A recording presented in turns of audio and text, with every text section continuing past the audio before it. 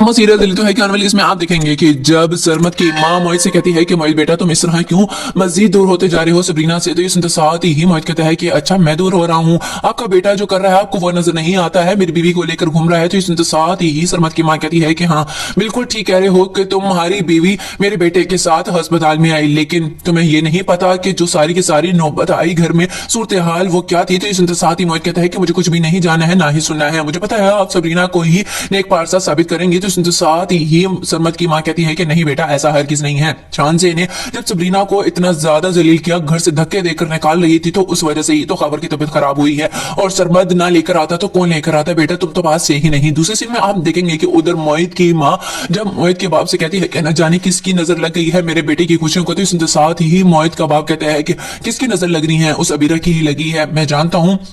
और मैं तो ये सोचता हूँ कि अल्लाह ने मुझे सबरीना जैसी बेटी क्यों नहीं दी है। सुनते साथ ही मोहित की माँ कहती है कि हाँ ये बात तो मेरे दिलो दिमाग में भी आती है, जिस तरह वो बच्ची सब कुछ बर्दाश्त करती आई है ना और अब तक कर रही है, उसका हौसला है। ये सुनते साथ ही मोहित का बाप कहता है कि फिर हमें उसके लिए कुछ करना होगा, ऐसे तो कोई भी काम नहीं होगा। तुम्हें पता है कि मैं मजीद उसकी आंखों में अब आंसू नहीं देख सकता हूँ, मुझे अपने जान के टुकड़े जैसी लगती है वो। ये सुनते साथ ही मोहित की माँ कहती है कि मेरे ऐसे ही जज्बात है, लेकिन करूँ तो क्या।